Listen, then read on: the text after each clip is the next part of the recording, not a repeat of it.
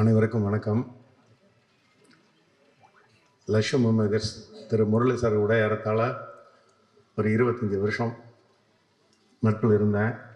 அவருடைய சன்ஸ் 2 பேரும் படம் பண்ணலான்னு சொல்லும்போது எனக்கு ப்ரொடக்ஷன் மேலே பெருசாக இன்ட்ரெஸ்ட் இல்லை தம்பி, எனக்கு கதை கேட்கவே முதல் தெரியாது, அதனால் நீங்களே கதை கேளுங்க, நீங்கள் ஃபிக்ஸ் பண்ணுங்கள், உங்களுக்கு பொறுத்த என்ன சப்போர்ட் வேணுமோ நான் பண்ணித்தரேன் அப்படின்னு சொன்னேன். இல்லை சார் நாங்கள் கேட்டு ரெடி பண்ணிடுறோம், ஒரு நல்ல படமாக கொடுக்கணும்னு நினைக்கிறோம் அப்படின்னாங்க. அதெல்லாம் நீங்கள் பார்த்துக்குங்க, உங்களுக்கு ஃபினான்ஷியலாக என்ன கூட சப்போர்ட் பண்ண முடியுமோ பண்ணித்தர முடியும். எனக்கு இது வரைக்கும் நான் பொதுவாக எந்த டைரக்டர் கதை சொன்னாலும் நான் கதை கேட்கறது இல்லை, ஏன்னா எனக்கு கதை நாலேஜே கிடையாது. அதனால நான் அந்த வேலைக்கு போய்க்கிறது கிடையாது. நமக்கு வியாபாரம் மட்டும்தான் தெரியுமோ ஒழிய அந்த சினிமா துறையுடைய தயாரிப்பு துறையில் எந்த விதமான அனுபவமும் கிடையாது, அதனோட நாலேஜும் கிடையாது. அதனால பொதுவாக அவங்களே தான் எல்லாத்தையும் ஃபிக்ஸ் பண்ண சொன்னேன், பண்ணாங்க. நல்லபடியாக படத்தை ஆரம்பித்தாங்க, நல்லபடியாக முடித்தாங்க. சஜோவை பொறுத்தளவு இது மாதிரி எனக்கு ஒரு வாய்ப்புன்னு கேட்டுருக்கும்போது, நீ ப்ரொடியூசரை பாரு, அவங்க ஓகேனாங்கன்னா அவங்களுக்கு என்ன வேணுமோ சப்போர்ட் பண்ணி தரேன்னு சொல்லி என்னுடைய நண்பர்கள்கிட்ட சொன்னேன். அவங்களும் படம் பண்ணிக்கலான்னு சொன்னாங்க. எல்லோரும் சேர்ந்து இந்த படத்தை உருவாக்கியிருக்காங்க. படத்தை பொறுத்தளவில் பார்த்திங்கன்னா இன்றைக்கு தேதியில் என்ன கமர்ஷியல் எலிமெண்ட்ஸ் இருக்கோ எல்லாமே நல்லபடியாக பண்ணி வச்சுருக்காங்க. அதே மாதிரி தான் சொன்ன டேட்டில் படத்தை முடித்து கொடுத்தாங்க. சென்ற வருஷம் உங்களுக்கே தெரியும், 2025 பெரிய நடிகர்கள் படத்தை காட்டிலும் மற்ற நடிகர்கள் நடித்த படங்கள் தான் 10 கோடி ரூபாய்க்கு உள்ள பட்ஜெட் எடுத்த படங்கள் தான் பெரிய வெற்றி பெற்றிருக்கு லாஸ்ட் இயரில். இந்த வருஷம் அதே மாதிரி ஒரு சூழ்நிலை தான் தெரியுது. இப்போ பார்த்தீங்கன்னா ஒரு தலைவன் தலை ஒரு பெரிய வெற்றி படமாக இன்றைக்கி வருஷத்துடைய ஆரம்பத்தில் போன வருஷம் எப்படி மதகஜராஜா அமைஞ்சதோ அதே மாதிரி இந்த பொங்கலுக்கு வெற்றி படமாக தலைவன் தலை தயாரிப்பாளருக்கு மிகப்பெரிய அளவில் அந்த படம் சம்பாதிச்சு குடிச்சது. அந்த தயாரிப்பாளர் நேற்றுக்கே சொல்லியிருக்காரு, என்னுடைய லட்சியமே 100 படம் எடுக்கிறது, ஆனால் எல்லாமே நான் சின்ன ஆர்டிஸ்ட் வச்சு எடுக்க போகிறேன், 10 கோடி ரூபா 12 கோடி ரூபாய்க்கு எந்த பட்ஜெட்டு பண்ண மாட்டேன், நான் பெரிய ஆர்டிஸ்ட் பக்கமே போக மாட்டேன் அப்படின்னு சொல்லி இப்போ ஒரு 7-8 படம் அவர் பண்ணிகிட்டு இருக்காரு. நானே எனக்கு அப்படி சொல்லிட்டு வந்தேன், இந்த மாதிரி இருக்கிறவங்களுக்கு இண்டஸ்ட்ரி மொத்தமாக நம்ம சப்போர்ட் பண்ணணும், அப்போ தான் இண்டஸ்ட்ரி நல்லா இருக்கும் அப்படின்னு சொல்லி அந்த மாதிரி இந்த வருஷமே வரக்கூடிய படங்கள் இப்போ 4 இடியட்ஸ் ஆகட்டும், தாய் கிழவி ஆகட்டும், யூத் ஆகட்டும், நாளைக்கு ரிலீஸ் ஆகக்கூடிய மயிலாடு சசிகுமார் படமாகட்டும், இந்த மாதிரி படங்கள் ஒரு அளவான ஆர்டிஸ்ட்டு அளவான பட்ஜெட் இருக்கிற படங்கள் எல்லாமே இன்றைக்கி ஒரு டாக் ஆஃப் த சினிமாவாக இருக்குது. இந்த படங்கள்லாம் பெருசாக ஓடணுங்கிறத என்னுடைய ஆசை.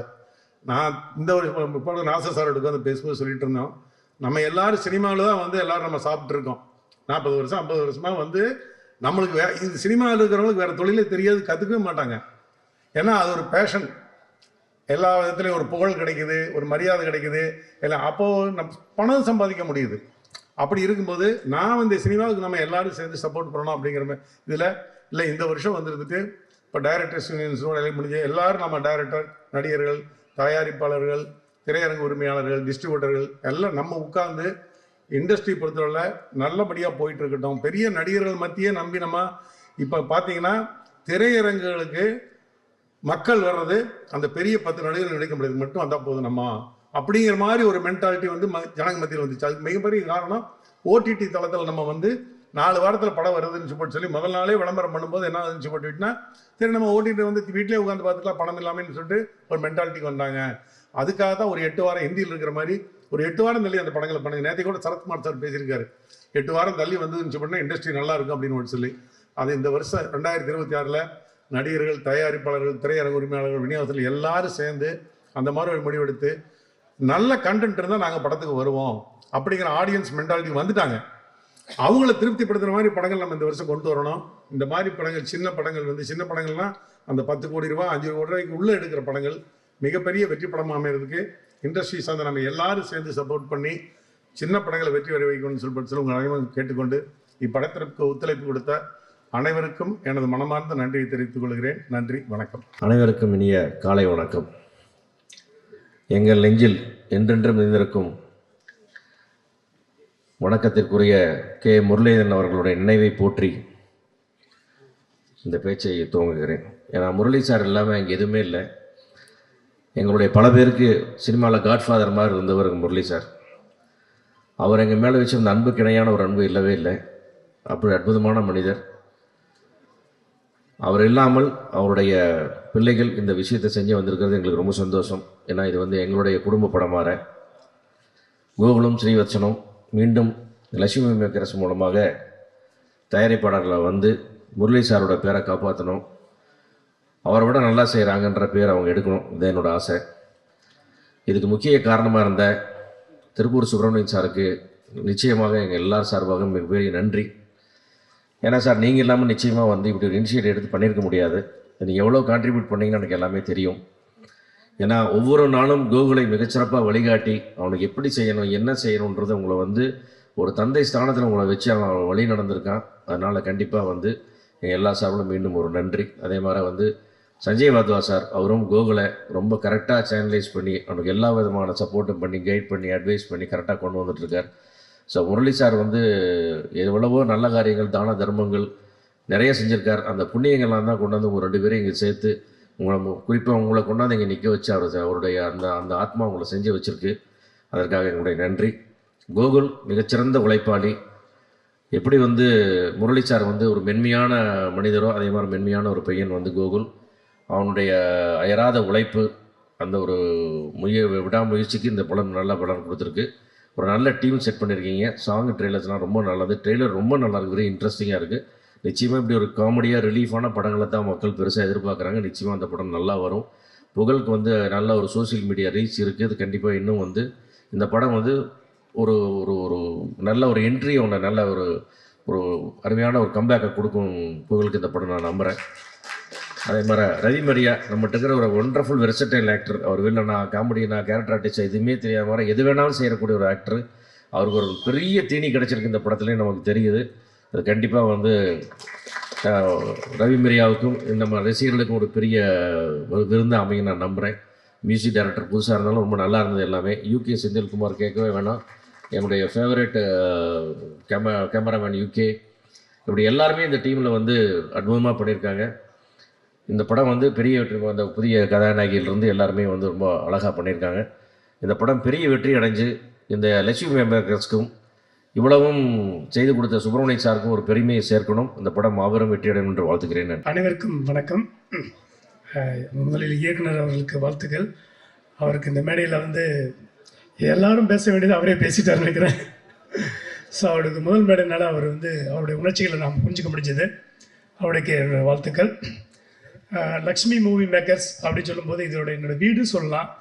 நான் இந்த கம்பெனியில் தான் வளர்ந்தேன். இந்த கம்பெனி தான் என்னை வளர்த்துச்சு. முரளி சார் இருக்கட்டும், சாமிநாதன் சார் இருக்கட்டும், வேணுகோபால் சார், இவங்க தான் என்னை வளர்த்தாங்கன்னே சொல்லலாம். ஏன்னா 2 இயர்ஸ் அங்கே இந்த கம்பெனியில் நான் டிரைவராக வேலை பார்த்தேன். இங்கே வேலை பார்த்து தான் எனக்கு வந்து நிறைய பேரோட அறிமுகமே கிடைச்சிது.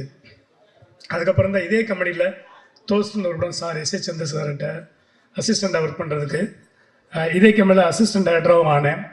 அப்படி இந்த கம்பெனி வந்து வளர்ச்சியை என்னை வளர்த்து விட்டு சொல்லலாம். கோல் வந்து எனக்கு சின்ன வயசுலேயே தெரியும்.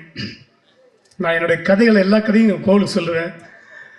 ஏன்னா டைம் கிடைக்கும். கோகுல் அண்ட் கீர்த்தி 2 பேருமே என்னுடைய கதையில் எல்லா கதைகளுக்கும் தெரியும். ஏன்னா கோகுல் கரெக்டு தான். எனக்கு கோகுல்லாம் கதையில் எல்லாம் கேட்டால் அப்போவே சஜன் சொல்லுவாப்பில்ல. அவருடைய கதை டேலண்ட்டு வந்து எனக்கு அப்போயே தெரியும். இவர் ஒரு பிடிச்சராக வருவார்னு. அவர் அப்பா விட்ட பணியை தொடர்ந்து இவர் வந்து அந்த கம்பெனியை திரும்பியும் கொண்டு வந்துட்டார். 28 படங்கள் பண்ண அந்த கம்பெனி எங்கே திரும்ப பண்ணாமல் போயிருமா நான் நினச்சிருக்கேன். ஆனால் திரும்பவும் அந்த கம்பெனியை கொண்டு வந்து திரும்ப படம் பண்ண வச்சது வந்து பெரிய விஷயம்.